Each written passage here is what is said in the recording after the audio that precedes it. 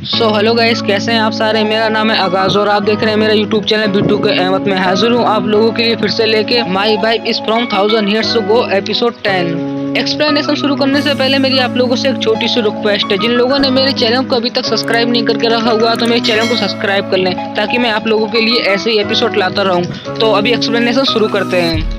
Episode 10 की starting में जिंग और सूचिंग दिखाए जाते हैं। जिंग कुर्सी पे बैठ के अपने जूते पहन रही होती है, क्योंकि सूचिंग उसे बाहर ले जाने वाला है, बाहर की दुनिया से रूबरू कराने वाला है उसको, मतलब बाहर की दुनिया दिखाने वाला है।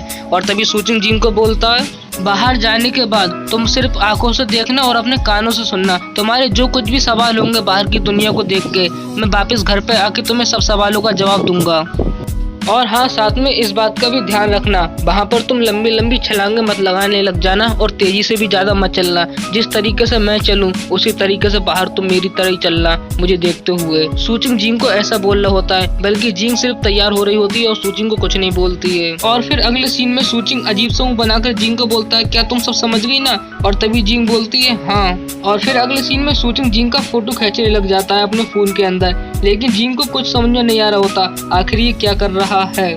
और फिर सूचिंग जिंग का फोटो खींच लेता है अपने मोबाइल में, लेकिन वो हैरान होता है, कुछ बोलता नहीं है, क्योंकि उस फोटो के अंदर जिंग बिल्कुल भी स्माइल नहीं कर रही होती है, बिल्कुल सीरियस होती है। और जिंग की ये कुछ समझ में नहीं आ रहा होता, ये आके अपने फोन में क्या देख रहा है। और तभी जिंग सूचिंग को बोलती है, क्या कुछ गलत हुआ है। जिंग की ये बात सुनकर सूचिंग जिंग को बोलता है, मुझे थोड़ा तो मुस्कुरा के दिखाओ। सूचिंग की ये बात सुनकर जिंग काफी अजीब तरीके से मुस्कुराती है, बिल्कुल काफी ज्यादा डरावने तरीके से। और बल्कि सूचिंग अपने मन में सोच रहा होता है, सच में ये तो काफी ज्यादा डरावना है। सूचिंग ऐसा कुछ सोच रहा होता है अपने मन में जिंग के बारे में। और फिर वो जिंग को बोलता है, कोई बात नहीं, ये तुम्हारे चेहरे के एक्सप्रेशन है ना, ये दूसरों को काफी ज्यादा डराएंगे।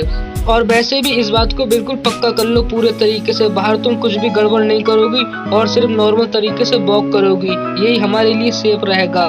सूचिंग ये सब बातें जिंग को समझा रहा होता है। और फिर सूचिंग जिंग को बोलता है, अपनी तलवार भी अब तुम नीचे रख दो, लेकिन जिंग उसको नहीं देती है, वो दोनों हाथों से अपनी तलवार को पकड़ लेती है। और फिर सूचिंग अगले सीन में जिंग को बोलता है, वहाँ पर बहुत सारे लोग होंगे, जिसमें से कुछ मेरे तरह भी होंगे, बिल्कुल कमजोर। भले से मैं लंबा क्यों ना हो जाऊं, लेकिन आपका एक पंच मेरे लिए काफी होगा, तुम समझ गई ना। सूचिंग ऐसा कुछ जिंग को बोल रहा होता है। सूचिंग की ये बात सुनकर जिंग अपना पंच बना लेती है, मतलब अपना मुक्का बना लेती है और अपने मुक्के की ओर देख रही होती है, और वो कुछ बोलती नहीं है, बल्कि सूचिंग जिंग के पीछे खड़ा होता है चुपचाप। और फिर सूचिंग अपने फोन में जिंग का फोटो खींचने लग जाता है। फिर से जिंग का ध्यान नहीं होता। जिंग सूचिंग को बोलती है, हाँ मैं सब समझ गई।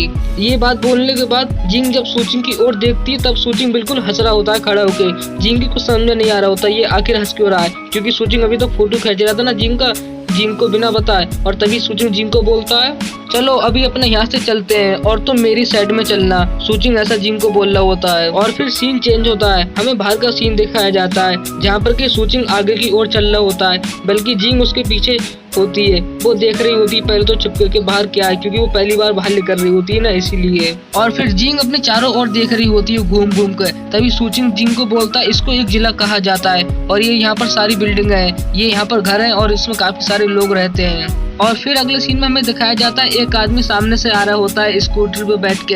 तभी सूचिंग उस आदमी की ओर उंगली करके बोलता है, सामने से ये बंदा आ रहा है, मतलब ये सामने एक गेट है, ये आने के लिए है, और उस गेट के बाहर एक रोड है, मतलब एक सड़क है, और उस सड़क पे बिल्कुल लेन से दुकानें हैं, उधर खाने से लेके कपड़े से लेके सारी चीजों की दुकानें हैं। सूचिंग ये सारी बातें जिंग को समझा ही रहा होता है। तभी इतने में वो गाड़ी वाला और ज्यादा करीब आ जाता है, उनके बिल्कुल काफी स्पीड में वहाँ से गाड़ी निकालता है। जिंग ये देख के काफी ज्यादा हैरान हो जाती है। तभी सूचिंग जिंग को बोलता है, शांत हो जाओ, ये वैसे ज्यादा कुछ नहीं है। और सूचिंग की ये बात सुनकर जिंग शांत हो जाती है और सूचिंग के बराबरी में खड़ी होती है। और सूचिंग काफी ज्यादा स्माइल कर रहा होता है और वो अपने मन में सोच रहा होता है, मेरे अलावा कोई है जो कि पुराने जमाने के बंदे को सड़कों के ऊपर लेके आया हो, मतलब रोड के ऊपर लाया हो। सूचिंग ये सब अपने मन में सोच ही रहा होता है। तभी हमें दिखाया जाता है वहाँ पर चौकीदार और एक औरत खड़ी होती है। तभी वो औरत जब जिंग की ओर देखती है तो उसे शायद से कुछ याद आता है। वो पहले तो हैरान हो जाती है और फिर वो जिंग की ओर देखने की कोशिश करती है, लेकिन सूचिंग उसको रोक रहा होता है। सूचिंग उसको रोकते हुए बोलता है, और आंटी क्या चल रहा है, सब बढ़िया चल रहा है ना। तभी वो आंटी सूचिंग को बोलती है,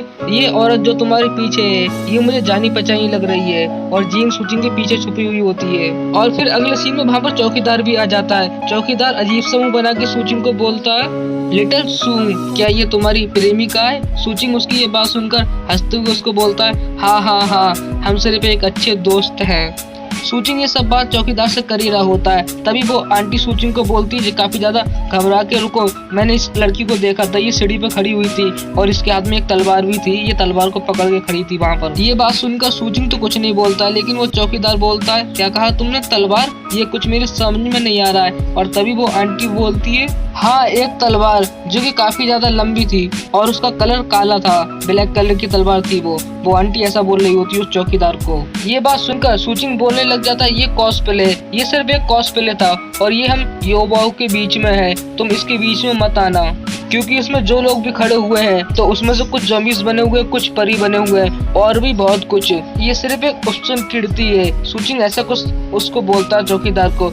असल में सूचिंग यहाँ पर बातें घुमा रहा होता है, वो यहाँ पर एक रोल प्ले की बात कर रहा होता है कि ये सब बने हुए हैं, ये सिर्फ एक नाटक है। सूचिंग यहाँ पर ऐसी बात कर रहा होता है। सूचिंग की ये बात सुनकर वो आंटी अजीब सा मुंह बना के सूचिंग को बोलती है, मैं ये बात समझ नहीं पा रही हूँ, क्या ये कौस नहीं है? क्योंकि मेरा पोता बात कर रहा था, उसने ज़ॉम्बीज़ बनने के लिए एक चित्र का गुच्छा भी लिया है, मतलब एक ड्रेस ली है ज़ॉम्बीज़ बनने के लिए। वो आंटी ऐसा कुछ सूचिंग को बोल रही होती है, बल्कि जिंग को कुछ समझ में नहीं आ रहा होता आखिर यहाँ पर चल क्या रहा है। और तभी वो चौकीदार बोलता है, कुछ लोग ऐसे हैं जो इन सारी चीजों का नाटक करते हैं। चौकीदार की ये बात सुनने के बाद सूचिंग अजीब सा रिएक्शन देता है और तभी वो जिंग का हाथ पकड़ लेता है और जिंग का हाथ पकड़ के वो बोलता है, हाँ वैसे ऐसा ही कुछ है। तभी सूचिंग वहाँ से जाने लगता है बिल्कुल मुस्कुराते हुए और तभी वो बोलता है, वैसे हमारी आज छुट्टी है और आंटी वैसे रात हो रही है, तुम्हारा घर पे जाने का समय हो गया है और खाना भी बनाने का। सूचिंग उनको ऐसा बोलता है और वो दोनों बिल्कुल पीछे चुपचाप खड़े होते हैं और तभी जिंग और सूचिंग वहाँ से आगे की ओर चले जाते हैं। उन दोनों को जाता देखते हुए चौकीदार बोलता है,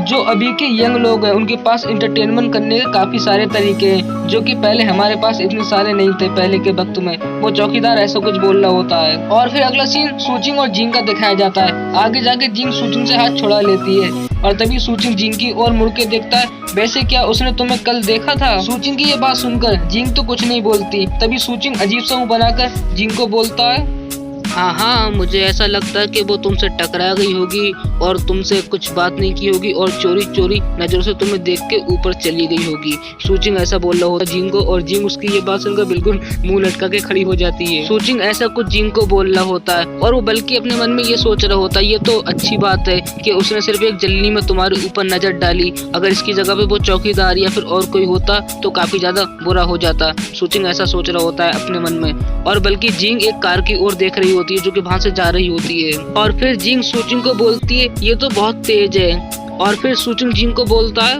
वैसे मैं तुम्हें बता दूं, इसको एक कार कहते हैं, इसमें 4 पहिए और इसकी पूरी बॉडी लोखंड की होती है, मतलब लोहे की होती है। तुम इसको एक घोड़ा गाड़ी समझ सकती हो, लेकिन घोड़ा गाड़ी में एक घोड़ा होता है जो उस गाड़ी को खींचता है, लेकिन ये एक कार है। और वैसे तुम इसको कुछ इस तरीके से भी समझ सकती हो, कार के अंदर भरा हुआ घोड़ा समझे, जैसे कि वो घोड़ा दौड़ता है वैसे ये कार चलती है। सूचिंग कुछ इस तरीके के एग्जाम्पल देके जिंग को समझा रहा होता है, लेकिन जिंग तो ठहरी बेचारी पुराने जमाने की, उसकी समझ में नहीं आ रहा होता इसका मतलब क्या है। वो अपने दिमाग में कुछ इस तरीके से सोच रही होती है, घोड़ा कार के अंदर घुसा हुआ है और जब वो चलता है तभी कार चलती है, घोड़े के पैर जब दौड़ते हैं तब कार चलती है। जीन ऐसा कुछ सोच रही होती है अपने दिमाग में। फिर अगले सीन में सूचिंग एक कैमरे की ओर उंगली करते हुए जिंग को बोलता है, वैसे क्या तुमने इसको देखा? ये सब कुछ देखने वाली एक आँख है। और हाँ, वैसे मैं तुम्हें एक बात बता दूं, आज दोपहर हम लोगों ने जो पिक्चर देखी थी ना, तो वो इसी चीज के जरिए से बनाई गई थी, इसके द्वारा कैप्चर करके। सूचिंग ऐसा जिंग को समझा रहा होता है उस कैमरे के बारे में। और फिर अगले सीन में सूचिंग काफी ज्यादा डरावना फेस बना लेता है और जिंग को बोलता है, वैसे मैं तुम्हें ये बता दूं, ये चीजें सब जगह हैं और कोई दूर बैठ के नजर रखा हुआ है, वो भी देख रहा होगा कि 2 लोग यहाँ पर खड़े हुए हैं। सूचिंग कुछ इस तरीके से जिंग को डरा रहा होता है, लेकिन जिंग को कुछ समझ में नहीं आ रहा होता आखिर यहाँ पर चल क्या रहा है।